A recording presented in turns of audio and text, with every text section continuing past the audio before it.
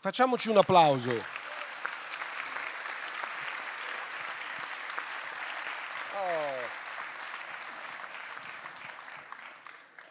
Questo è il momento più bello, appunto, perché io ho l'opportunità di chiedere delle cose sia a Corrado che Rupert, e per ora rimarrei sul tema della musica e con due domande veramente molto semplici, perché credo che in fondo sia una curiosità di tutti, quantomeno è la mia. Cioè, quali sono le vostre musiche preferite? Ma soprattutto, siccome siete persone che non si accontentano di sapere che 2 più 2 fa 4, ma vi chiedete perché sono le vostre musiche preferite? Come ha accennato Sheldrake, lui suona il pianoforte, leggendo la musica. Quello che forse non sapete è che anche Corrado suona il pianoforte, però improvvisando. E quindi i due sono perfettamente complementari anche in questo caso. Quindi vi chiedo questo, una riflessione sulle vostre musiche preferite.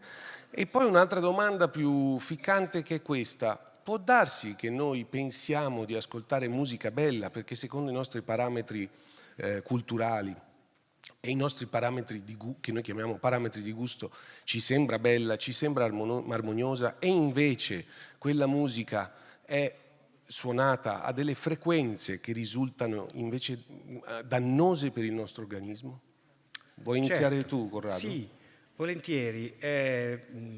La parte più facile è cosa mi piace di ascoltare la musica. Dunque, dovete sapere brevissimamente un antefatto, che io, se non avessi fatto il chimico, sarei andato al conservatorio. Perché non sono andato al conservatorio? Perché il mio babbo mi ha detto con la musica non ci si fa, non ci si mangia.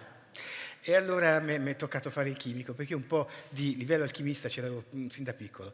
A me piace sostanzialmente il jazz, e uno dei pezzi che mi piace di più era proprio Take Five, che io disperatamente cerco di fare al pianoforte non riuscendoci, perché c'è questo problema dei 5 quarti che ho spiegato Bollani.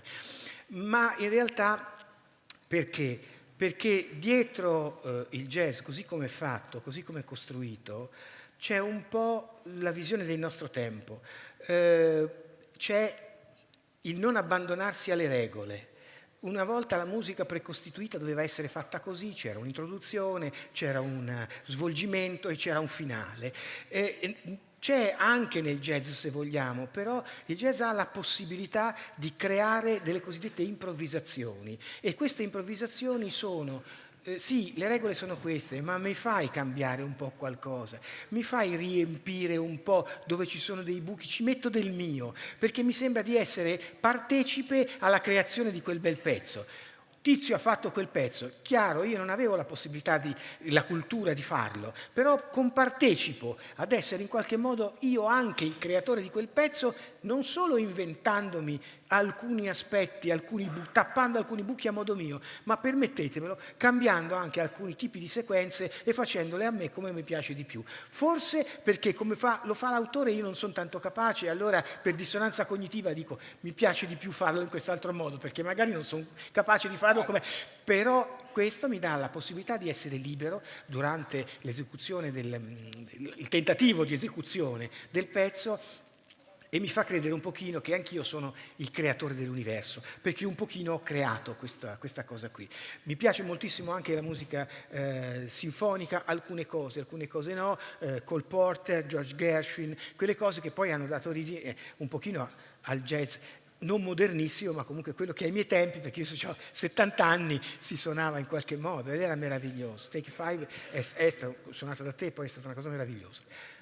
E la seconda parte della domanda, se vuoi, Sì, cioè può darsi che noi stiamo ascoltando musica che sì, riteniamo bella, sì, invece sì, le sue frequenze sì. non ci fanno bene. Ci sono delle musiche che a me non piacciono, cioè soprattutto delle sequenze di note che non mi dicono assolutamente niente. Però io sono consapevole di un fatto, che davanti per esempio a un quadro io non mi commuovo per esempio perché c'è un'immagine disegnata bene, mi commuovo perché ci sono dei colori che mi piacciono, e questo perché sono sostanzialmente visivo, non sono poi molto uditivo e sostanzialmente non sono cenestesico. Per cui il non capire quel quadro è un problema mio, perché io non ho i prerequisiti per poterlo capire. Quindi sto molto attento a dire quella musica fa schifo, perché sostanzialmente potrei essere io stesso che non ho i prerequisiti per comprendere quella musica. Per esempio, tump, tump, tump, tump, tump. Sì, ho capito, però dopo un po' mi rompo le palle. È perché a me non mi dice nulla, però magari ci sarà dentro un significato simbolico meraviglioso, però io non... È la mia non capacità, la mia incultura musicale, o forse fa veramente schifo. Sai che c'era uno studio, adesso non ricordo l'autore, c'era uno studio che si chiamava Dallo sciamano al raver, che riusciva a collegare, in effetti non era neanche troppo difficile, a collegare la musica delle tribù e degli sciamani, quindi la ripetizione, a quello che accade nei rave party e in quel tump tump tump, che fatto così ricorda la discoteca di oggi, ma in realtà è il tamburo sciamanico, grazie alla cui ripetizione possiamo entrare in uno stato di trance, perché se la musica continuasse come nel jazz a cambiare tutti gli accordi, le melodie, eccetera, onestamente sarebbe difficile meditarci sopra. Quindi adesso sentiamo la risposta di Sheldrake.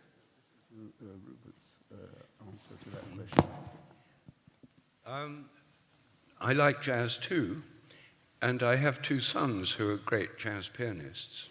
A me pure piace il jazz e ho 2 figli che suonano il pianoforte jazz. But I myself play Bach mostly on the piano. Io quando suono il pianoforte principalmente suono Bach. And I like Bach because the polyphonic nature of it is very engaging. I can listen to the same piece many times and hear different things. A me di Bach piace l'aspetto polifonico, posso ascoltarlo ripetutamente e mi porta a vivere sensazioni differenti. And of course Bach was a great improviser. Much of his music was a bit like jazz today. He could just sit down and play this music.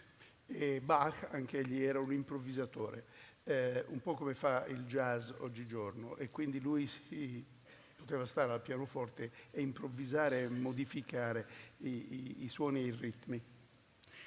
For some reason, I just prefer playing Bach. I've been playing Bach almost all my life, and I haven't got tired of Bach.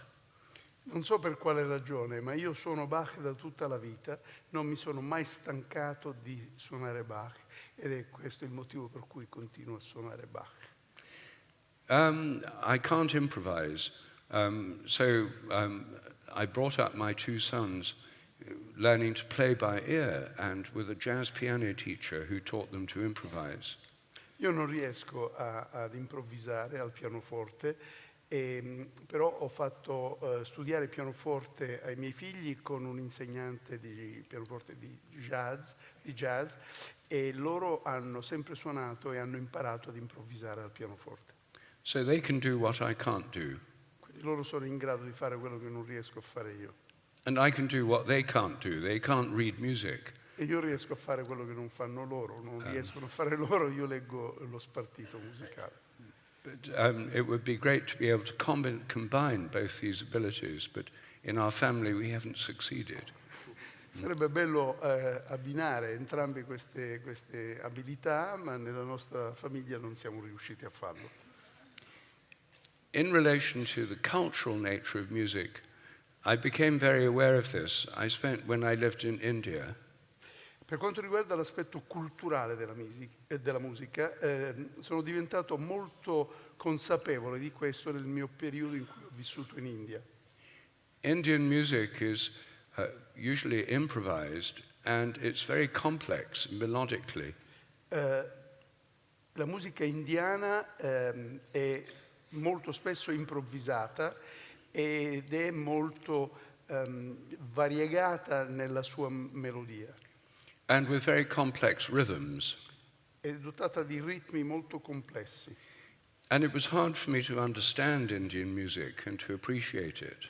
Ed è stato per me difficile comprendere e apprezzare la musica indiana.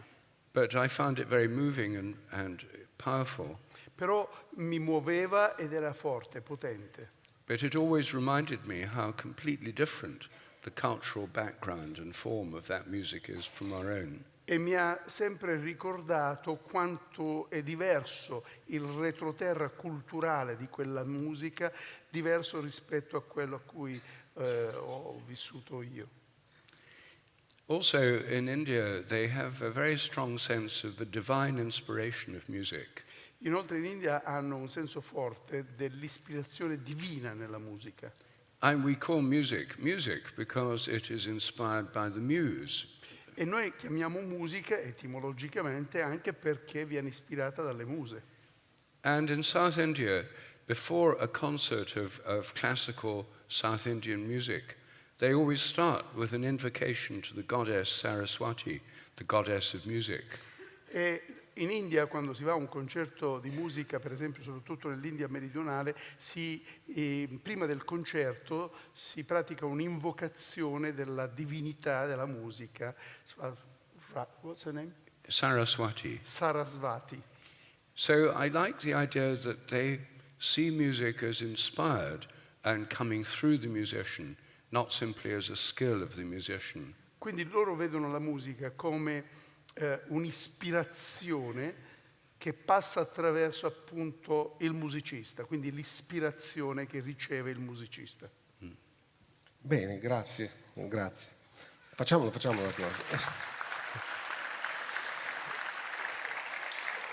Io rimango sulle frequenze citando molto immodestamente gli esperimenti di qualcuno che voi conoscerete meglio di me, si chiamava Clive Baxter, che col poligrafo ha sperimentato insieme alle piante, le piante nolenti però erano costrette a stare al gioco, e avrebbe scoperto che le piante sentono le nostre emozioni, i nostri pensieri, hanno paura, rispondono alle nostre emozioni, non solo alle nostre parole.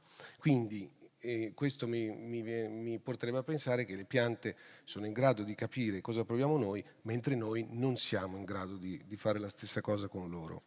E io penso a questo, penso alle frequenze che girano e che evidentemente a cui le piante hanno accesso, e mi chiedo cosa pensate di esperimenti recenti, e se ne conoscete alcuni, in cui si coltiva il cibo con alcune frequenze, si preparano i formaggi con alcune frequenze, si fa ascoltare una certa musica alle piante obbligandole ad ascoltarla perché loro non possono spostarsi. Questa è la mia domanda, perché io conosco persone che stanno lavorando in questo senso e sono curioso di sapere la vostra opinione. Sì. Posso dire che sicuramente la mia impressione è quella che le cose vanno fatte con una certa frequenza, perché queste funzionano meglio.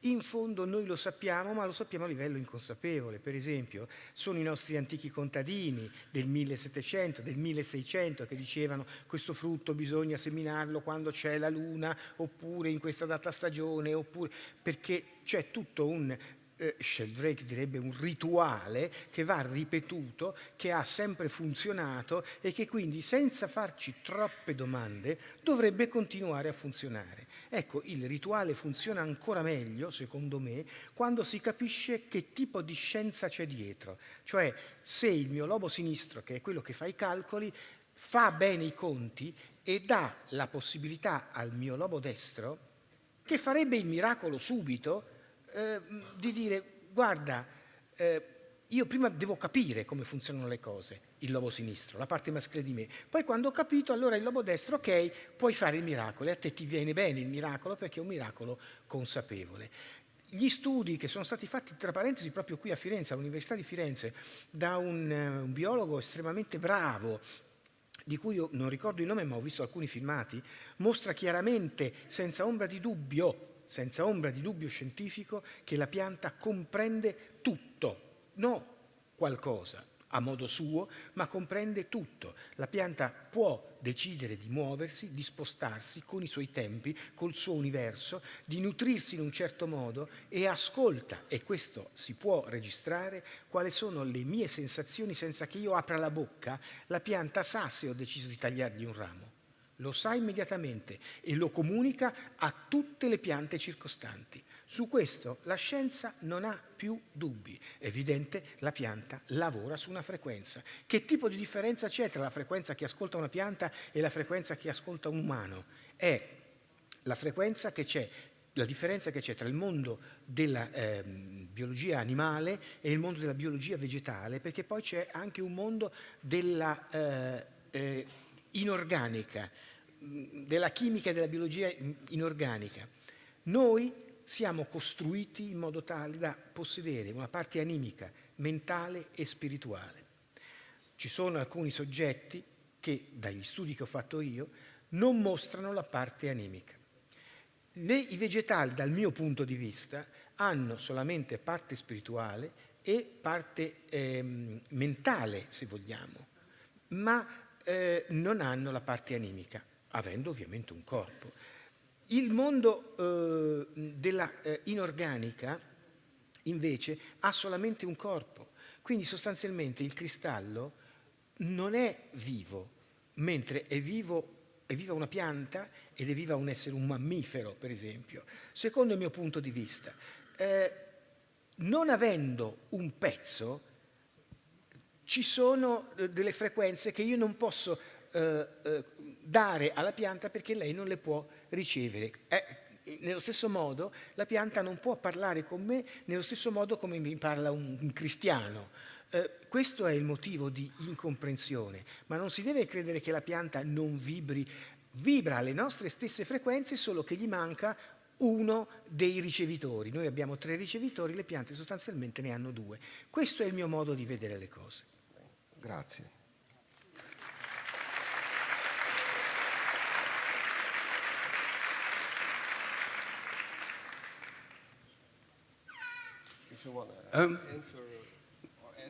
Well, I'd only add that I find it fascinating to watch plants when they're being blown by the wind, because they have natural frequencies of movement. Io per esempio trovo affascinante seguire le piante in movimento quando vengono sospinte dal vento, perché hanno uno schema tutto loro di movimento. Like in a tree, you see some branches going like this, and then some other branches going more quickly, and the leaves flickering. So there's a whole series of natural movements produced in plants. Per esempio, se osservate la chioma di un albero che si muove col vento, vedrete che ci sono una serie di rami che si spostano, per esempio, in questa direzione, e altri che si muovono in un altro modo, e poi ci sono le foglie che girano e si piegano con un ritmo tutto loro. Mm. I just enjoy watching it. I can't say that I've ever really understood it, but I feel I can actually experience the plants rhythmically reacting just by watching them in the wind. Mi piace semplicemente osservare questo fenomeno. Non posso dire che capisco, assolutamente non comprendo la sua dinamica, però mi piace osservarlo perché mi piace osservare e lasciarmi coinvolgere da questo ritmo che la pianta assume. Grazie.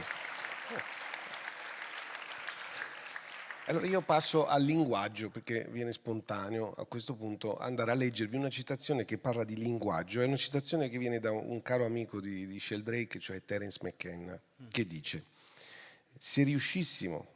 Allora, scusate, siamo stati intrappolati in una sorta di simulacro demoniaco creato dal linguaggio per 25.000 anni. Se riuscissimo a prendere le distanze dal linguaggio, allora cadremo in un regno senza tempo in cui l'oscurità non nasconde alcuna minaccia e tutte le cose sono viste con una sorta di vasta equanimità e tutta l'ansia abbandona i circuiti. Forse è questo che i maestri zen fanno e insegnano. Siccome stiamo parlando di musica, che è un linguaggio che apparentemente sta più in alto delle parole, proprio perché non corre il rischio di essere frainteso e di creare divisioni come fanno le parole che stiamo usando anche noi oggi, vi chiedo una riflessione su questo argomento. Sì. Tema libero, Malanga. Sì, allora, il problema del linguaggio è un problema che è legato all'evoluzione. Noi ci siamo, giustamente, come diceva McKenna, evoluti in qualche modo. Prima parlavamo un linguaggio che era molto diverso, magari grugniti, e ora parliamo una lingua precisa, eccetera, eccetera. Ci si può chiedere se questo linguaggio rappresenta oggi l'evoluzione. Un linguaggio estremamente raffinato, in cui a una parola c'è un solo significato, non si può dare due significati diversi. Quindi l'evoluzione del linguaggio in generale è legato alla evoluzione della coscienza? No, ahimè, no. Perché? Perché qual è il vero linguaggio più evoluto? Il linguaggio più evoluto non è quello perfezionato, quello che sa solamente colui che l'ha studiato. Io parlo il guatemalteco antico e posso parlare solo con un guatemalteco antico. Quindi non ho perfezionato, ho specializzato il linguaggio, ma il vero linguaggio è quello che mi permette di comunicare con tutti. Il linguaggio che mi permette di comunicare con tutti non è quello che in ordine di tempo è arrivato dopo, è quello che in ordine di tempo è arrivato prima, cioè il linguaggio archetipale, l'archetipo, il linguaggio che qualsiasi cosa io faccia per trasmettere l'informazione da una formica a un alieno mi capirà esattamente nello stesso modo. Questo linguaggio non è il linguaggio dei gesti, ma è il linguaggio della geometria.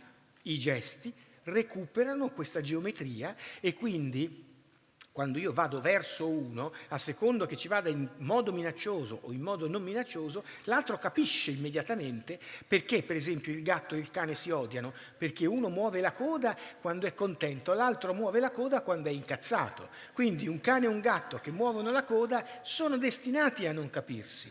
Allora io uso sempre di fronte all'altro, è una cosa egoica che sto per dire, il linguaggio dell'altro.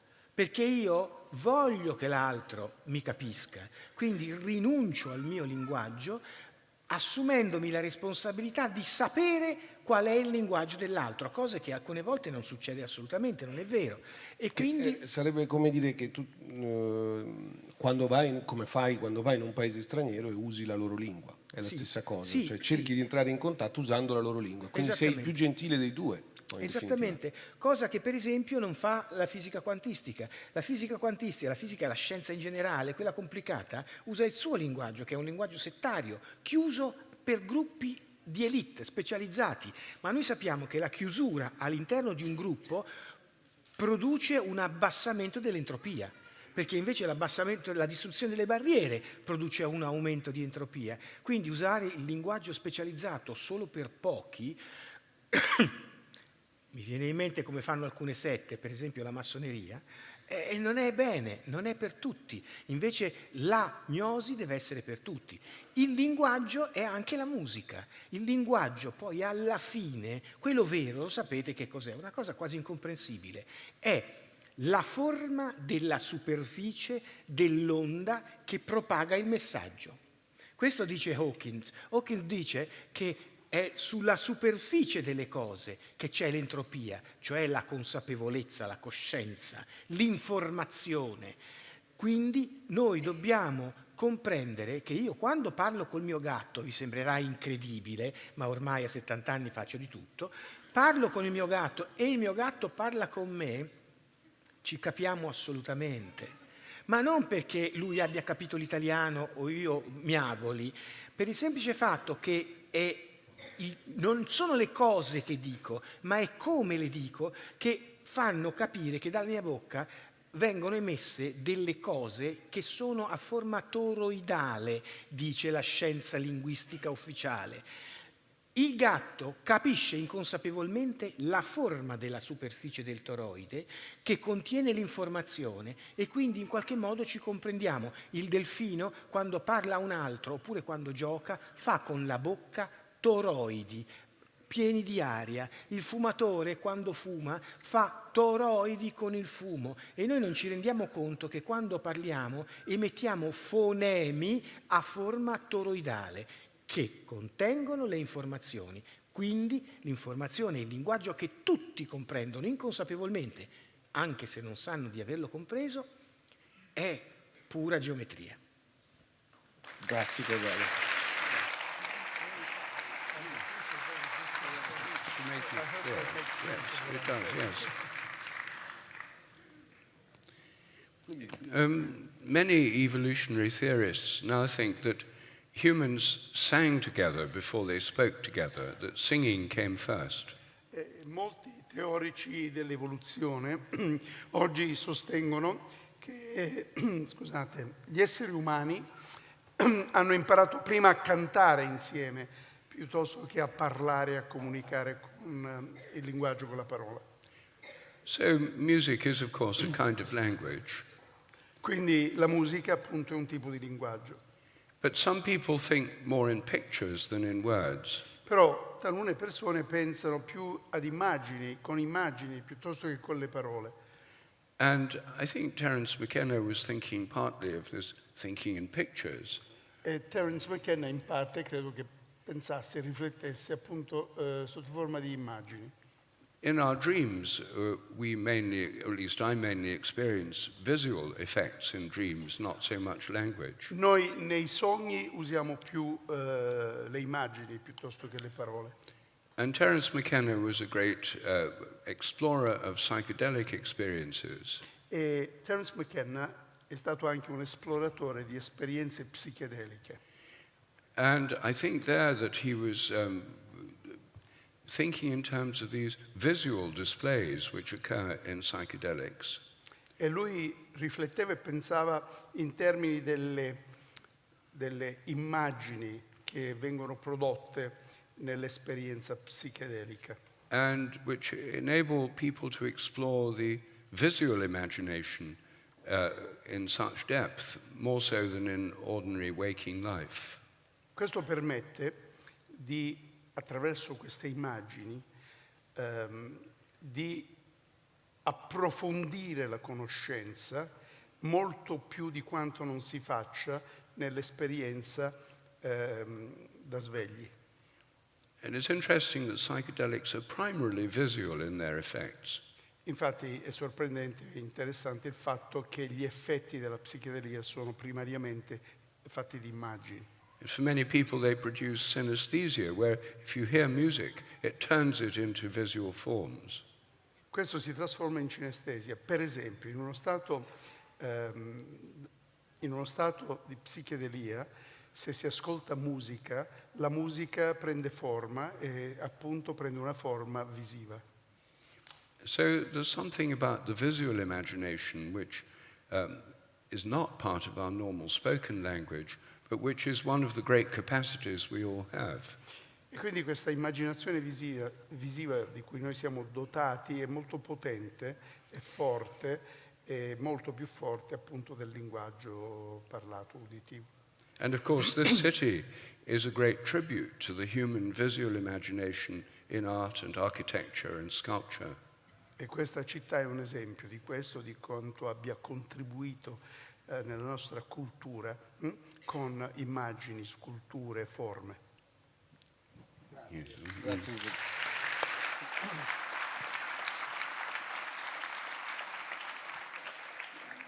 Mi collego ai sogni, perché è un tema di cui qualcuno mi ha chiesto prima, mi hanno detto chiedi a Malanga Sheldrake dei sogni, tutti sono interessati a questo tipo di immaginazione che abbiamo tutti e che continua a presentarci argomenti, situazioni apparentemente senza che noi lo vogliamo, e invece probabilmente, non probabilmente, Malanga sostanzialmente direbbe, si tratta di informazioni che stiamo ricevendo sempre da noi stessi, ci stiamo raccontando un film, lo stiamo proiettando in modo tale da capire qualcosa della nostra waking life, della nostra vita da svegli. C'è un libro che nessuno ha letto ma tutti citano, e io non l'ho letto, quindi posso citarlo, che è l'Ulisse di Joyce. Io conosco poche persone che hanno letto l'Ulisse di Joyce e personalmente neanche una. C'è un libro in cui c'è un passaggio in cui il protagonista dice la storia è un incubo dal quale sto cercando di svegliarmi, no?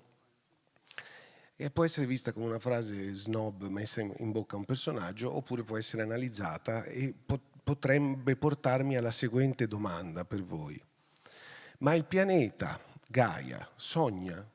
E se sogna, essendo un organismo vivente, quindi deve vivere anche lui di immaginazione, e deve sognare, tiro a indovinare. Se sogna, non c'è caso che un giorno si svegli una volta tolta dal pianeta la razza umana, pensi, oh mio Dio, che incubo, cosa ho sognato? Ho sognato questi esseri che volevano rovinarmi e facevano le guerre, le carestie, ho sognato questo orrore.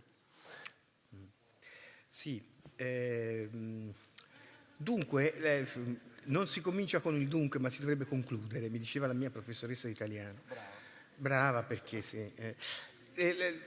Brevemente, la questione del sogno è legata a questo fatto, dal mio punto di vista. Noi viviamo una realtà oggettiva di tutti i giorni, virtuale, che è legata sostanzialmente alla comprensione dell'universo che ci circonda, mediata, bypassata dal lobo sinistro, cioè dalla nostra parte spirituale, dalla nostra parte maschile. Un universo maschile è questo, secondo me.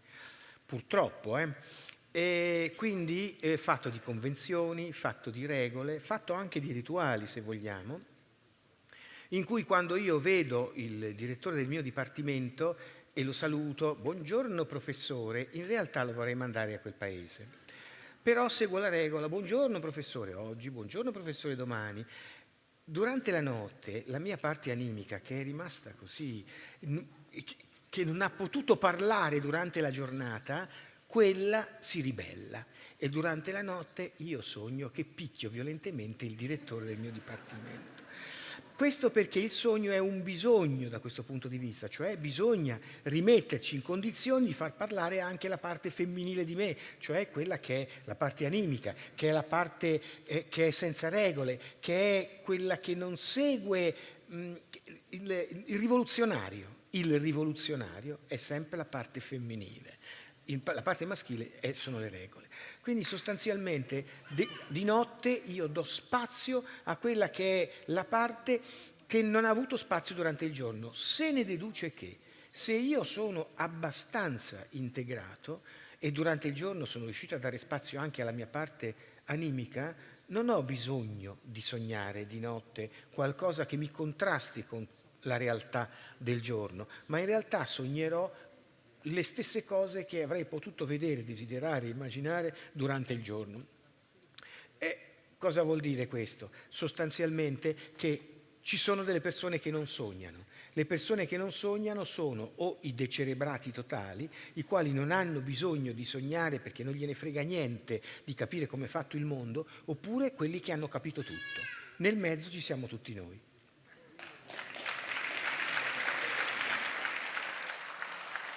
Grazie. Corrado, però ti richiamo alla seconda parte della domanda perché sono troppo curioso, ma il nostro pianeta Terra è un organismo vivente e sogna? Hai ragione, credo di no, però credo che ci sia una variante da fare. E devo sottolineare questo. Avete notato come negli ultimi tempi su questo pianeta ci siano distruzioni, temporali, terremoti, maremoti, un casino incredibile, come se il nostro pianeta, Gaia di turno, si ribellasse in qualche modo alla presenza dell'essere umano. La mia riflessione è la seguente. Siccome noi siamo i creatori del nostro universo, noi creiamo questa situation comedy esterna a noi per comprendere quello che non abbiamo compreso. In altre parole, quello che noi stiamo vedendo, la Terra che ci viene addosso, il nostro pianeta che quasi ci vorrebbe espellere, in qualche modo è la rappresentazione di una nostra interna, nascosta, profonda non armonia.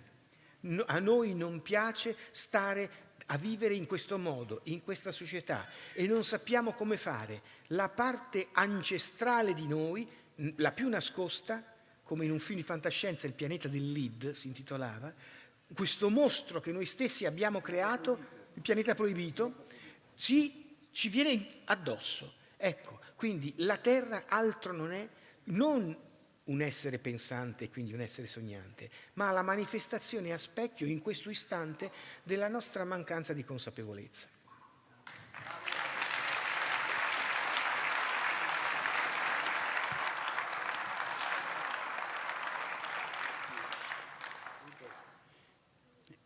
I think consciousness is the realm of possibility.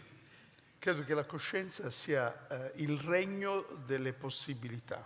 And during waking life, the possibilities are restricted by our senses, what we see and what we experience around us. E durante le ore della nostra veglia, le nostre possibilità sono ristrette a causa dei nostri sensi, quello che vediamo, quello che sentiamo, quello che ascoltiamo. But in our dreams, there's very little restraint on what can happen. Ma nei nostri sogni c'è poco limite, poca costrizione in quello che potenzialmente, possibilmente possiamo vivere e sperimentare. So I think one aspect of consciousness is this exploration of possibilities through dreams. Quindi un aspetto della coscienza è questa esplorazione del possibile attraverso i nostri sogni. And it's not just humans that dream. Many animal species dream. E non sono solo gli esseri umani a sognare, molte specie animali sognano. I think all of them are exploring possibilities. E tutti sono lì ad esplorare le possibilità. For example, many children and some adults have dreams of flying. Per esempio, molti adulti, molti bambini, ma anche molti adulti vivono l'esperienza del volare nel sogno. Some of my most enjoyable dreams have been dreams of flying. Alcuni dei miei sogni più belli sono stati sogni in cui volavo. Until recently, no human could fly. Fino a molto di recente nessun umano era in grado di volare, But they could imagine flying because of their dreams. ma potevano immaginare di spiccare il volo grazie ai loro sogni. And so we have images of gods that could fly, like Mercury, Quindi abbiamo immagini di divinità in grado di volare, come Mercurio, angels that can fly, angeli in grado di volare, and all over churches in Florence, putti, little cherubs that can fly. e come vediamo in tutte le chiese qui di Firenze, i cherubini e i putti che sono in grado di volare, Flying children. bambini che volano, insomma. But now, through technology, we can all fly. Ma oggi, grazie alla tecnologia, siamo tutti in grado di volare. So I think dreams are a realm in which possibilities are explored. Quindi i sogni sono quel regno in cui le possibilità vengono esplorate, Not just from our own experiences, but from the collective memory, the archetypes and the collective memory that work through our dreams, as Jung showed. ma non singolarmente, non noi da soli che sogniamo appunto nel sonno, ma sogniamo attraverso gli archetipi collettivi che abbiamo, che possediamo, come ci ha insegnato Jung. And the spiritual world can also speak to us or appear to us in our dreams. E anche il mondo spirituale ci può comparire in sogno e può comunicare con noi. The Bible is full of stories where signals come to people through their dreams. E la Bibbia è piena di storie dove le persone ricevono segnali che vengono loro attraverso i sogni. And I think that during our waking life, we have these restricted possibilities. Every night we dream, whether we remember the dreams or not, we can expand the possibilities of our lives. Ed è così che noi nello stato di veglia ci sentiamo coatti, costretti in termini di possibilità, mentre nella notte, nel sogno, allarghiamo i confini e siamo in grado di, appunto, nel sogno, di espandere le nostre possibilità. And I think in a way, through our dreams, we're practicing for dying. E credo che nei nostri sogni noi ci stiamo allenando al morire. Because I think when we're dead, we can go on dreaming, but we can no longer wake up in a physical body. Perché quando saremo morti potremo continuare a sognare, ma non ci risveglieremo più in un corpo fisico. In our dreams, we have a dream body which is different from the physical body lying asleep in bed. Noi nel sogno abbiamo un corpo sognante che è diverso dal corpo che giace sul letto e dorme. And I think if we survive the death of our bodies in any way, we would survive it in our dream bodies. E credo quindi che se noi sopravviveremo al nostro corpo fisico, lo sopravviveremo nel nostro corpo che sogna, capace di sognare. I think it's possible that the whole planet dreams, and of course half of the planet is in darkness at all times. Credo che tutto il pianeta sogni, e però riflettiamo anche sul fatto che in ogni istante il 50% del pianeta sta dormendo e quindi sta sognando. And the planet Gaia may be dreaming of possibilities which haven't yet happened on Earth. E quindi il pianeta Gaia in ogni istante sta sognando di possibilità che non si sono ancora materializzate. So right now it's dark here in Florence, and this whole half of the Earth is in darkness, and maybe this is when the Earth is dreaming on this side of the Earth. E adesso che siamo qui a Firenze e il sole è già tramontato e ci avviamo verso la parte della giornata in cui sogneremo, questa parte del pianeta attraverso i suoi sogni espanderà le proprie possibilità. Grazie, è vero. Allora io ringrazio ancora Rupert perché mi dà l'assist per un'ultima questione, poi se volete cominciare a preparare le vostre domande. Un'ultima questione che è proprio sul futuro e quindi sul modo in cui il nostro modo di vedere le cose e anche di sognarle può costruire il futuro. Essendo noi creatori dell'universo dovremmo stare molto attenti a quello che sogniamo, soprattutto quello che sogniamo ad occhi aperti. Tendenzialmente sostanzialmente ci sono due famiglie. Quella dell'utopia e quella del millenarismo, credo si chiami così. Millenarismo significa pensare che a un certo punto siamo tutti destinati a finire come razza umana, perché a un certo punto la Terra si rivolterà. L'utopia invece pensa che sia possibile costruire una società meravigliosa.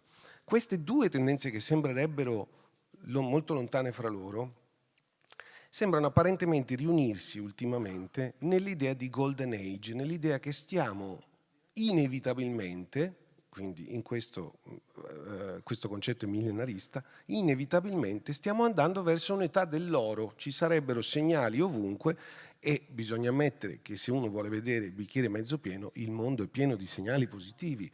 Io cito sempre ad esempio il fatto che ho aperto il giornale un mese fa e la notizia principale era che 2 a Torino si erano menati e uno era andato all'ospedale.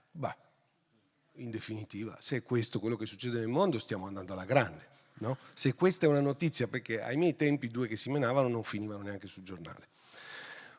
Vi chiedo, stiamo andando verso questa Golden Age? Io ho letto proprio il vostro amico Graham Hancock che parlava in questi termini. Ma qui va detta una cosa fondamentale. Come dico sempre io, l'entropia aumenta sempre e l'entropia è legata alla coscienza e la coscienza è legata all'informazione sostanzialmente. Quindi se l'entropia aumenta sempre, e questo è un principio, quindi non si torna indietro, chiaramente dobbiamo andare verso un'età dell'oro perché la nostra coscienza aumenta, quindi sicuramente il ritmo con cui va il nostro universo sarà sempre più armonico. Da questo punto di vista, questa è una certezza assoluta, perché il secondo principio della termodinamica è così, ce lo dice quindi la geometria dell'universo, ce lo dice anche il ricordo che noi l'universo l'abbiamo fatto così, quindi non ci possiamo sbagliare. I nostri cattivi governanti non ci potranno mai governare a fondo e per sempre, perché non glielo impedirà una controcorrente, un contropartito, un contromovimento, ma glielo impedirà semplicemente il fatto che l'universo non va in quella direzione. Bene, ma detto questo però, il fatto di dire che arriverà l'età dell'oro è sicuramente giusto, ma il fatto di pensare con questa frase che essa, l'età dell'oro, sia dietro l'angolo, questo potrebbe essere in realtà un problema, perché questo dipende solo dal livello di coscienza e di consapevolezza che noi abbiamo. E devo dire, Bisogna pensare al livello di consapevolezza di tutta l'umanità, perché è questo il livello di consapevolezza medio che farà di questo pianeta un pianeta verde. Ok, e noi che cosa possiamo fare? Guardiamo il telegiornale e vediamo che ci sembra, vedendo il telegiornale, che tutto va a rotoli, sempre di più, che il potere si vede sfuggire di mano la possibilità di governare su un popolo di ignoranti, perché il popolo diventa sempre meno ignorante. È per questo che il potere cerca di costruire una scuola fatta per ignoranti, che non ci insegna niente, ma l'entropia ci dice che questo progetto non funzionerà. Però noi cosa dobbiamo fare a questo punto? Facciamo i girotondini, facciamo un movimento politico che vada contro quello, contro quell'altro, le sardine, i pappagalli, le pantere, il che te pare? No, quello che il mio punto di vista è che noi non possiamo creare l'universo esterno a noi come creazione nostra, se buona, creazione armonica, se noi non siamo armonizzati dentro. Quindi la prima rivoluzione che dobbiamo fare e che porta alla Golden Age è una rivoluzione interna, una rivoluzione in cui dentro di me la mia parte animica e la mia parte spirituale, il lobo destro e il lobo sinistro, il mio maschio e la mia femmina dentro di me si uniscono in un matrimonio alchemico in cui viene fuori un'unica, sola, inseparabile, armonica coscienza. In quell'istante, inconsapevolmente, creerò anche all'esterno di me il mondo felice.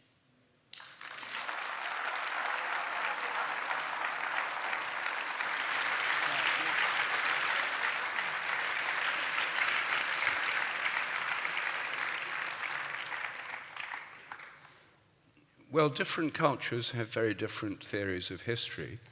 Le diverse culture hanno diverse teorie per quanto riguarda la storia. Most traditional civilizations have the idea of history as cyclical. Everything just goes in cycles.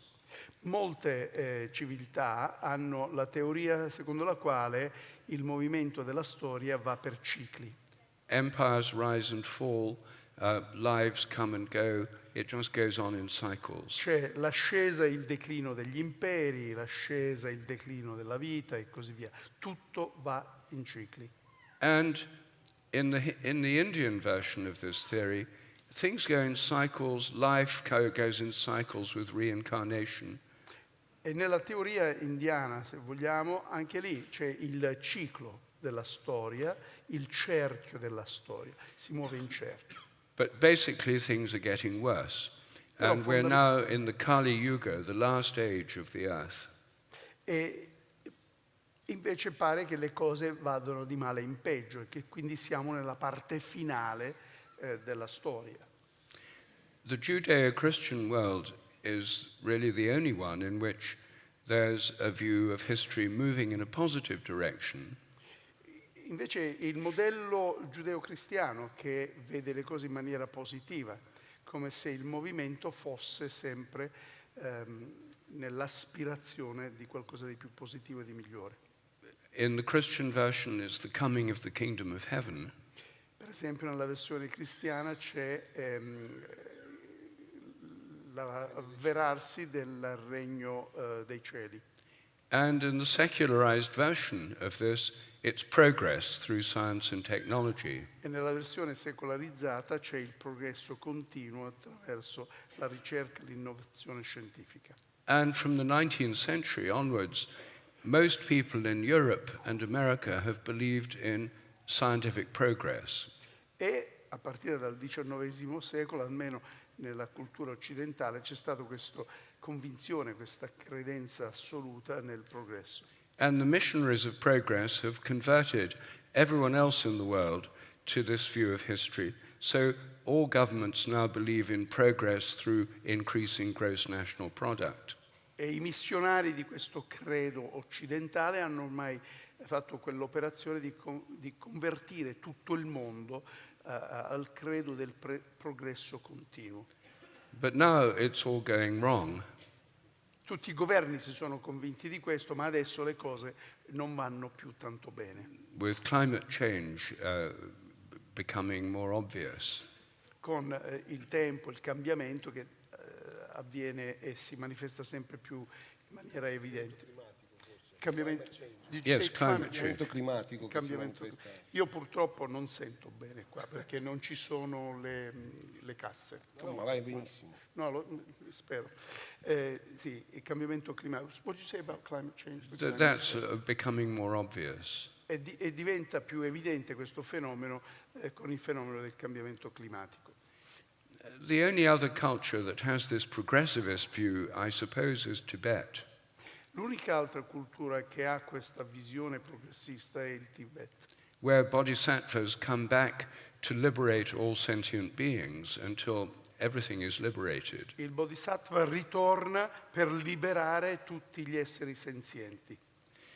But what these views make clear is that what happens depends on what we believe will happen. Che cosa ci dicono però tutte queste teorie e tutte queste visioni del mondo? Ci dicono tutte che noi realizziamo quello in cui crediamo. The coming of the kingdom of heaven depends on a belief that this can come. L'arrivo del regno dei cieli dipende esclusivamente dalla convinzione che questo avverrà, dalla credenza in questo. And technical and scientific progress depends on a belief that this kind of progress is possible. E il progresso tecnico-scientifico è impostato e parte dal presupposto che ci sia una convinzione, una credenza che questo sia possibile. So a lot depends on us, what we believe is possible. Quindi molto dipende da noi, cioè dipende da che cosa noi riteniamo sia possibile. It depends on what we hope for and also, I think, on what we pray for. Dipende dalle nostre speranze e dipende da quello in cui noi, quello per cui noi preghiamo. I think the future is completely open, undetermined. Io credo che il futuro sia totalmente aperto e non determinato, And a lot depends on us. e molto dipende da noi. Grazie Vittorio. Bene. Sì, tu. Allora, abbiamo tempo per un po' di domande. Io devo di nuovo pregare tutti, sia i nostri due ospiti che le persone che faranno le domande. Devo chiedere un po' di brevità per forza di cose, perché non so, poi non so che ore sono, Corrado. Tu lo sai? Le 7, abbiamo una mezz'oretta di domande. Prego. Buonasera, una domanda per il professor Sheldrake. Quando oggi ha fatto riferimento alla genetica, cioè che la morfologia, la nostra forma non è portata dal gene, ho capito bene? E se c'è una sperimentazione o qualcosa che gli può dirci per capire meglio?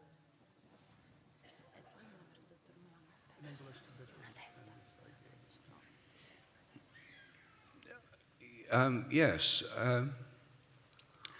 I think in understanding the development of form in plants and animals, Sì, credo che nel comprendere lo sviluppo della forma nelle piante e negli animali, an important concept in biology is morphogenetic fields. un concetto biologico molto importante è quello dei campi morfogenetici, Fields which shape form. cioè quei campi che plasmano la forma. And to understand these fields, a simple analogy is architecture. Per comprendere questi campi, un'analogia molto semplice è quella dell'architettura. This building, for example, is made up of standard building materials, stone, concrete, and so on. Per esempio, questo edificio è composto da materiali edili fondamentali o standard, quali per esempio la pietra e il calcestruzzo. But it also has an architect's plan, which is what gives it the shape it has. Ma c'è stato anche il piano di un architetto che gli ha dato la forma. The genes enable organisms to make the right proteins and the right chemicals. I geni in un organismo permettono di produrre le proteine e le sostanze chimiche necessarie per la vita. But these in themselves don't create the form. They do or they Don't. They don't. Ma queste di per sé non producono la forma. For example, the form of this building is not explained by the chemistry of the stone that makes it up, or the chemistry of the cement. Per esempio, la forma di questa struttura, di questo edificio, non è determinata dalla consistenza, dalla materia che compone il calcestruzzo, il cemento. But if you had a mutant kind of stone that was defective, the building might fall down more easily. Se per esempio ci fosse una forma mutante della pietra che costituisce questo edificio, se mutasse quella pietra, questo edificio potrebbe prima o poi crollare. So there are the genes and the chemicals they give rise to can affect the form, but they don't explain the form. Quindi per esempio le sostanze chimiche e le proteine potrebbero avere un impatto sulla forma, ma non possono spiegare la forma. And there are experiments that one can do to make this clearer. Ci sono esperimenti che si possono fare per chiarire e spiegare meglio questo. I discuss these in my book, The Presence of the Past. Presence of Presence of the Past. Sì, ne parlo nel mio libro, La presenza del passato. I'd be happy to explain them now, but I've been asked to speak briefly. Mi piacerebbe darne una spiegazione qui adesso, ma mi è stato chiesto prima di limitare le mie domande e tenerle brevi. So I Le mie can't go into risposte. the details. Quindi non posso entrare nel dettaglio. In ogni caso il libro è in vendita qui, quindi The book is on se ne sale. vuole. Solo una cosa tecnica. No? Prego. Una piccola domanda tecnica per Stefano dal pubblico. Il CD piano solo è registrato in 432 Hz? Ah, che bella domanda. No, purtroppo no. Okay. Il mio E gli prossimo altri? No, il mio prossimo disco Ok. è registrato a 432 Hz. Io arrivo con calma alle cose. Ho dovuto prima controllare tutti i calcoli di Malanga, poi ho deciso di registrarlo a 432. Buonasera. Una domanda sulle frequenze a 432 Hz e con la differenza con i 440. Nel caso qualcuno avesse l'orecchio assoluto, supponiamo, no? Che diciamo la fortuna di averlo, quindi come funziona a livello, cioè come influisce a livello mentale aver sentito per una vita una frequenza in un certo modo e saper riconoscere la nota e sentirla a 332 e non saperla riconoscere? Però tu hai detto di avere l'orecchio assoluto, Sì. giusto? Allora la domanda è per te. Sì, anche sì, diciamo che è per me, però Ecco, insomma, Però non so chi voglia rispondere. Se Corrado vuole provare a rispondere. Banalmente Tua. io devo dire non lo posso sapere sostanzialmente perché non abbiamo una sperimentazione di questo tipo, quindi non ho la più pallida idea di cosa possa succedere, però ho una ipotesi di lavoro sul cosa potrebbe succedere. Insomma, la scienza funziona così: prima devi fare un'ipotesi, poi devi verificare se è vera, perché se non sei capace di fare un'ipotesi non puoi andare da nessuna parte. Quindi quando non si sanno le cose bisogna fare delle ipotesi. La mia ipotesi è che secondo me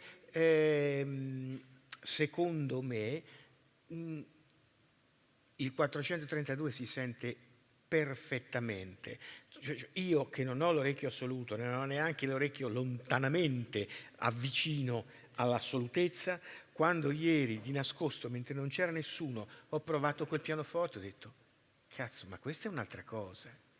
Cioè lì ho sentito che dentro di me sentivo esattamente che questo era quello che doveva essere. Credo che chi abbia l'orecchio assoluto lo identificherà immediatamente, avrebbe l'orecchio assoluto a 432 come ce lo ha a 440, con in più l'idea che quel suono è molto meglio, è più bello del 440, perché è bello esteticamente, perché c'è qualcosa che ti vibra dentro e non so come dirlo, te lo fa sembrare, è diverso. Naturalmente aggiungo una cosa per i non addetti ai lavori. Che cos'è l'orecchio assoluto? L'orecchio assoluto è quella capacità di riconoscere le note, di dar loro dei nomi per convenzione, quindi di riconoscere quelle frequenze e poter dare loro il nome che usiamo, la bemolle, sol bemolle. Quindi in effetti se poi la è a 432 o 440 probabilmente non importa, chi ha l'orecchio assoluto lo riconosce in quanto la si porta appresso questa informazione. Anche perché la differenza di 2 Hz Tecnicamente non si sente, anche se le risonanze magnetiche nucleari che hanno fatto al cervello umano mostrano come si sente benissimo che il nostro cervello percepisce per esempio frequenze di 8 Hz, di 5 Hz, di 7 Hz. L'orecchio no, ma il corpo le percepisce. Quindi in qualche modo il 432 come differenza dal 440 vi posso assicurare che si sente. Prego. Chiedo scusa per questa seconda domanda, ma non volevo perdere l'occasione di sentire l'opinione di tutti quanti, compreso il maestro Bollani, che se vuole mi risponderà in musica, sul fatto che io trovo sul palco l'onda e la particella. Il professor Sheldrake, che dal mio punto di vista rappresenta l'onda, perché parla del mare di possibilità, perché parla del profeta Ezechiele come di un visionario che faceva uso di allucinogeni e quindi quello che ha visto non l'ha visto ma l'ha sognato. E il professor Malanga che invece dice: noi alla fine, l'entropia ci dice una cosa certa, che noi finiremo in un punto, la particella, che quindi il futuro è determinato, non ci sono altre possibilità, che gli alieni portano via le persone e le riconsegnano con le cicatrici sulla schiena e i punti visibili, quindi l'alieno esiste ed è anche fisico. Sì, arrivo immediatamente al punto. Volevo sapere in questo contesto come la pensate riguardo al ritornare a casa. Il professor Malanga ha detto: ritorneremo finalmente tutti a casa. Dove sta questa casa e come può finire, secondo voi, una cosa che non ha avuto inizio, perché il Big Bang non è mai esistito, perché il tempo non esiste e dal mio modesto punto di vista quello che non ha inizio non può avere una fine. Grazie. Accidenti. Beh, chi vuole... Arca, la devo ripetere tutta? No, la parte finale, lui vuole sapere un po' il nostro punto di vista su questo argomento. Lui dice una cosa che non ha avuto inizio, come è possibile che abbia una fine se non esiste il tempo? Io ho riassunto molto malamente, scusami, ma dovevo... Io sto traducendo per il professore, quindi quando si fanno le domande, se per favore tenete presente che c'è uno straniero, questo aiuta, un atto di ospitalità, no? Avete sentito? Sì, quindi se le domande vengono fatte un po' più lentamente... Mi faccio portavoce di perché la traduzione simultanea non è un miracolo, cioè richiede cioè ognuno si assume la propria responsabilità. Scusate. Grazie Mario. Vogliamo Vogliamo sentire chi vuole rispondere? Non so chi vuole rispondere, chi ha qualcosa. La so, da dire. io posso La cominciare sai? se volete. La so. Allora andiamo su. La so. La sa Corrado, facciamo rispondere Corrado così siamo a posto. La so. Allora, brevemente, l'idea mi sembra che ha colto una buona idea di questa onda particella.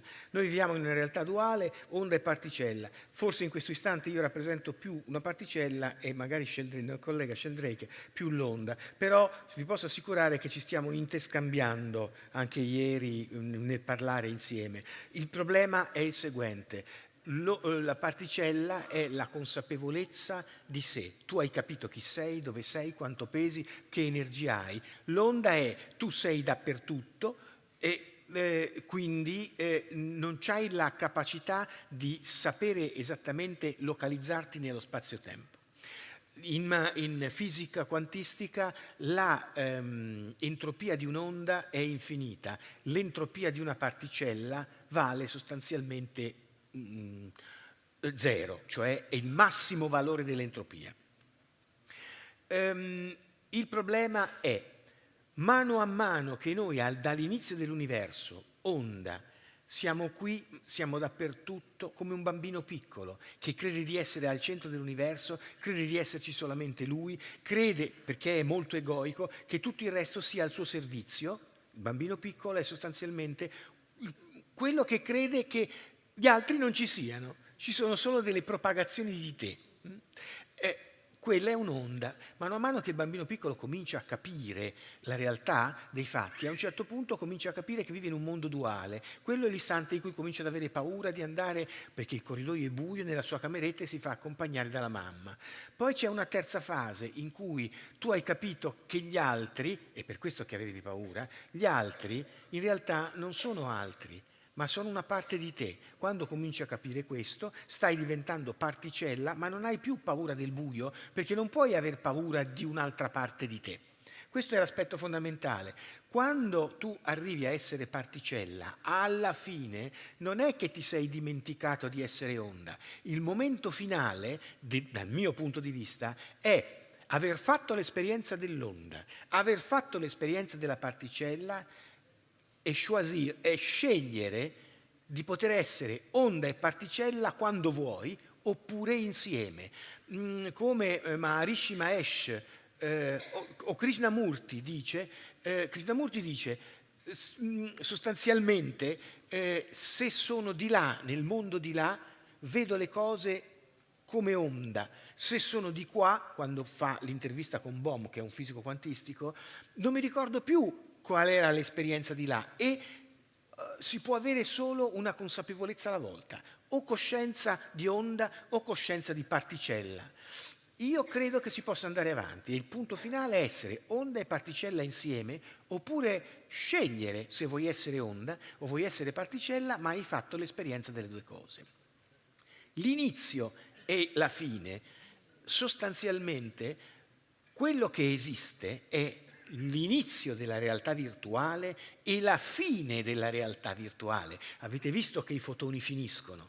Questo universo fatto così finisce, ma quello che non finisce è quello che non è mai giustamente cominciato, cioè la realtà reale. Questa volta la coscienza, che prima era inconsapevole di sé, attraverso un piccolo step, l'universo, ha capito chi era.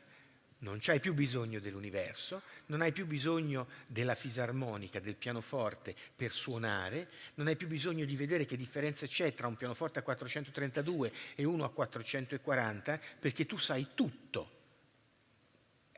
A quel punto non ha più necessità la realtà virtuale, quindi questa realtà si spegne.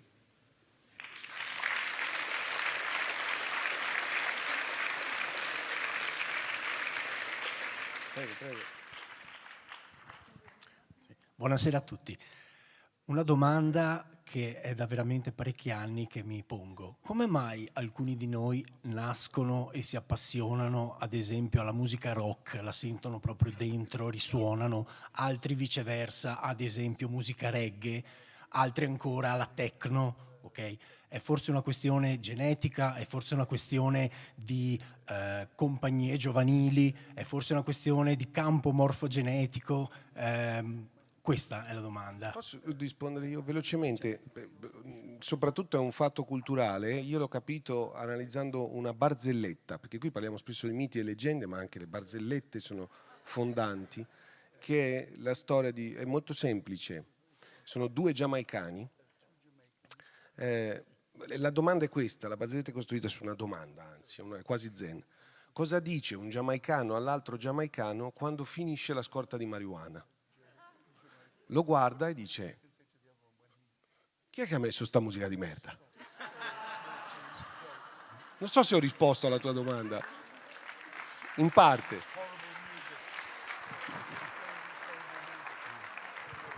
Con tutto il rispetto per il reggae, che piace anche a me, però insomma era per dare l'idea della cultura che ci permea. Non so se Rupert vuole rispondere a questa domanda. Well, for me, it would simply be an empirical question to decide by research what's happening. Per me sarebbe una questione da porre e da esaminare, studiare in maniera empirica, fare un test, per esempio, scientifico. See whether people who like these different kinds of music have different internal rhythms, for example. Per esempio, si potrebbe testare, sperimentare se le persone che preferiscono queste diverse tipologie di musica hanno per esempio dei ritmi e delle armonie interiori che sono diverse, già per cominciare.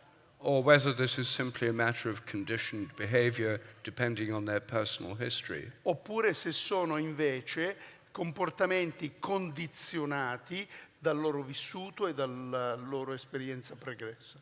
Someone could easily do a PhD on this question. Si potrebbe addirittura fare un dottorato di ricerca su questa domanda. So for me, I don't think there's necessarily an a priori answer. I think it's an experimental question, a research question. Io non credo che ci sia una risposta a priori a questa domanda, ma semmai è una domanda che potrebbe indurre a una sperimentazione empirica.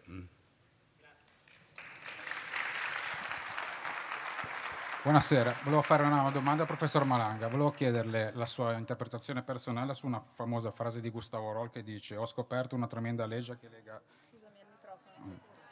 Ripeto, la frase era: ho scoperto una tremenda legge che lega il colore verde alla quinta musicale ed il calore. Allora faccio una piccola premessa, perché io penso, avendo studiato il caso di Roll da vicino, perché ho conosciuto personalmente due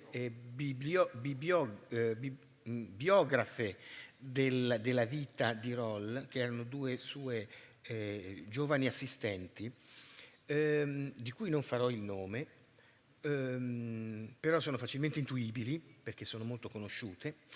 Sono tutte e due adotte.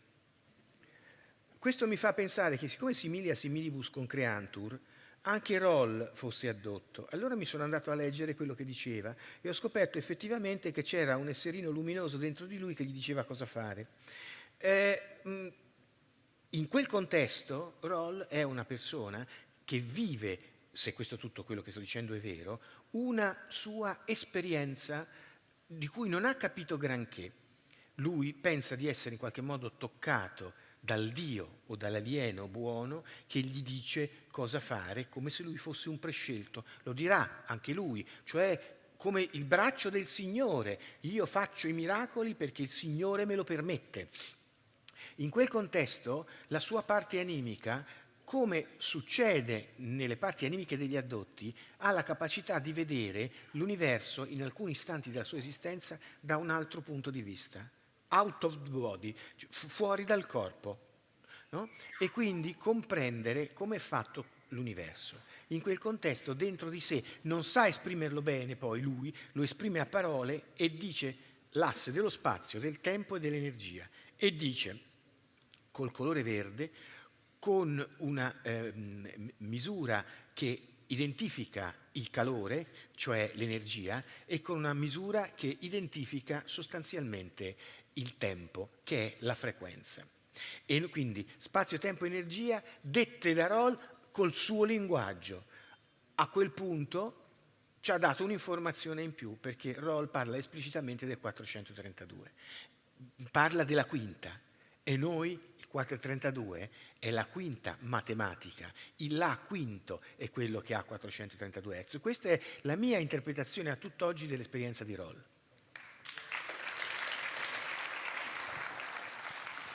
Riusciamo, credo, a finire la fila. Non credo, diamo ancora Non spazio credi? a 2 domande brevissime Sì. con 2 risposte coincise. Ok, perfetto. Salve, buonasera. Volevo fare una domanda al professor Malanga riguardo le slide che ha fatto vedere prima e quando asseriva che la gravità non è una forza. In particolare conosce Massimo Corbucci, un fisico italiano, e il suo lavoro riguardo il vuoto quanto meccanico. Ecco, anche lui asserisce che la gravità non è una forza, quindi volevo un suo parere. E se c'è un collegamento tra la teoria evidionica e appunto la teoria del vuoto quanto meccanico. Grazie. Ovviamente sì, c'è una relazione. Corbucci dice anche, tra le altre cose, se non mi ricordo male, che il bosone di Higgs non esiste, quindi siamo anche un po' d'accordo su questa cosa qui. Il vuoto quanto meccanico è la seguente cosa: è quel posto da dove nascono gli evideon, da dove nascono quelle cose che si dividono in fotone e antifotone, è quello che la fisica quantistica chiama il mare virtuale di particelle, dove non c'è niente, ma non perché non ci sia niente, perché c'è tutto e il contrario di tutto insieme. Quello che si vede sostanzialmente è che vicino a un buco nero, vicino all'orizzonte degli eventi del buco nero, si creano particelle e antiparticelle. Una delle due cade per gravità sul buco nero e l'altra, che è l'antiparticella, evapora. In realtà è il contrario, cioè l'antiparticella cade nel buco nero e la particella evapora.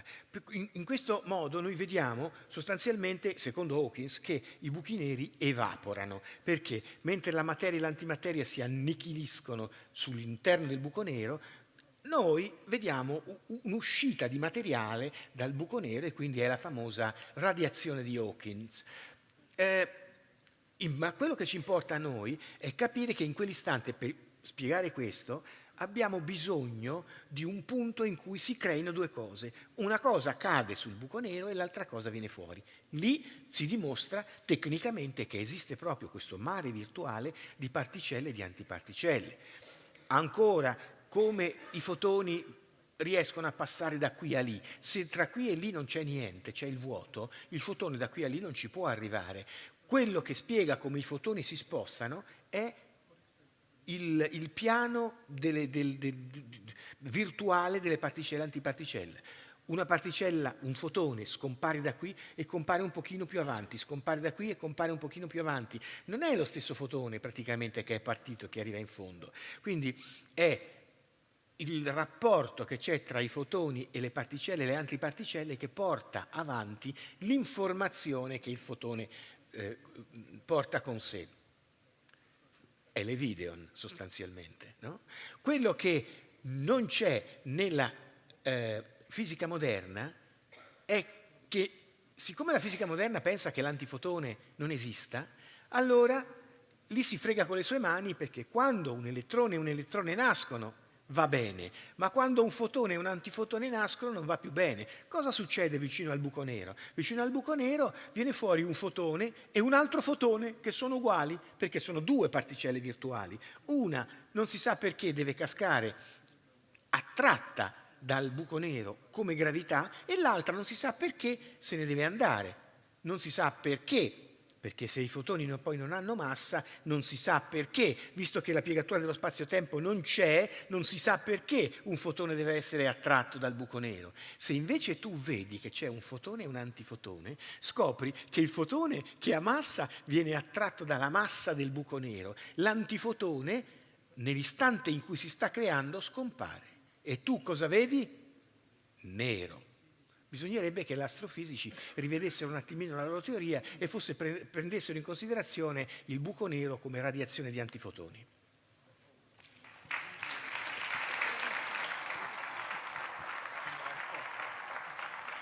Una domanda per Corrado Malanga, che saluto, sono Tom Bosco, Nexus, non ci vediamo da una vita. Ma... la domanda è molto semplice. Volevo, alla luce di quello che hai raccontato oggi, sapere qual è la tua posizione in merito alla teoria dei molti mondi di Everett III, degli universi paralleli, delle realtà alternative. Tutto qua. Grazie. Allora, esistono diversi approcci, perché l'approccio normale della scienza non funziona, fa acqua da tutte le parti. Allora molti si sono inventati degli approcci completamente differenti. Uno dei tanti approcci è la teoria delle multidimensioni, dei multimondi, delle multicose. Guardate che quello che si scopre è che tutte queste teorie hanno qualcosa di valido, hanno un principio di validità sostanzialmente, e che sono, dal mio punto di vista, visioni parziali dell'universo evideonico. Vediamo come l'Evideon spiega anche questo. Ognuno di noi crea il suo universo. Io vedo un albero di fronte a me, ma l'albero io lo vedo così perché credo che sia fatto così, perché ho la consapevolezza di vederlo così. Un altro mio amico crede di vedere lo stesso albero, ci confrontiamo, ma vi posso assicurare che vediamo due alberi molto diversi. Per sapere questo basta prendere cosa che noi abbiamo fatto, per esempio in una classe, ma soprattutto in un convegno, proprio a Londra, una volta che ero a Londra many years ago, a un convegno di ufologi, abbiamo proiettato per un secondo l'immagine di un UFO e abbiamo detto alla gente di disegnare quello che avevano visto. C'erano 50 delegati di tutte le nazioni, abbiamo avuto 50 disegni che non avevano niente a che fare l'uno con l'altro. Ognuno aveva visto quello che aveva creduto di vedere. Questo che cosa vuol dire? Che noi vediamo con la nostra consapevolezza e la nostra coscienza all'esterno di noi, che noi creiamo l'universo che stiamo vedendo e lo creiamo così perché crediamo che l'universo debba essere così. Quindi l'universo ci riporta addosso l'immagine che noi ci aspettiamo.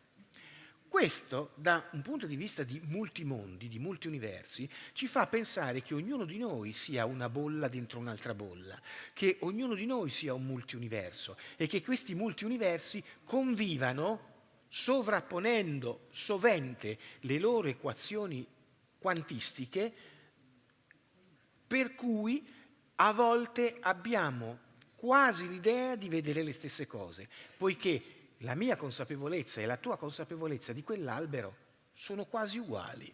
E allora, se non ci facciamo troppe domande, pensiamo di vedere lo stesso albero. Non pensiamo di vedere due creazioni, la mia e la tua, che sono per puro caso, legato alla nostra consapevolezza, uguali. Quindi all'interno delle Vidion c'è la matrice di questo multimondo fatto di molte bolle, ognuna delle quali è uno di noi.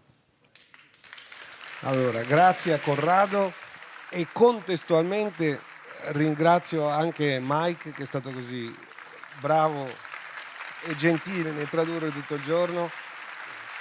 Ringrazio Rupert Sheldrake, ringrazio tutti voi e chiamo Massimiliano per fare gli ultimi saluti di rito, giusto? Sì, ringrazio tutti coloro che sono rimasti per questa interessante tavola rotonda. E ovviamente volevo ringraziare anch'io Mike per il grande lavoro svolto da interprete. Grazie Mike.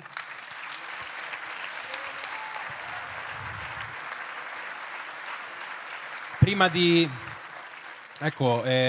di concludere, perché non abbiamo ancora finito del tutto, lasciamo le note finali al grande maestro Stefano Bollani.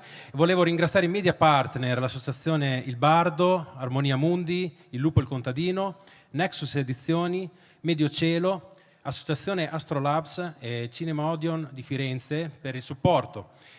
Poi, non da meno, che Cacci Strumenti Musicali e ovviamente il grande service Audio Luci Marchingegno di Firenze. Un grande applauso anche per loro. Grazie. Vorrei chiamare lo staff sul palco per un saluto, una foto tutti insieme. Forza. Dunque, nel frattempo, chiaramente, Rupert Sheldrake, grazie mille per essere stato con noi in questa giornata.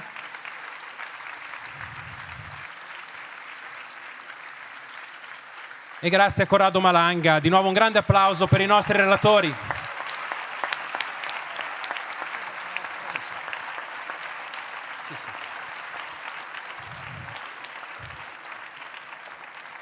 Ecco lo staff in out e spazio interiore, organizzatori dell'evento. Lascio l'ultima parola a Elisa. Che ahimè, due cose, grazie di cuore, grazie veramente per il successo di questo evento è dovuto anche a voi, bravissimi relatori, splendido pubblico. Chiudiamo in bellezza e a tutto il casino che c'è in questo mondo diamogli questo schiaffo morale. Grazie. Io corro al pianoforte intanto.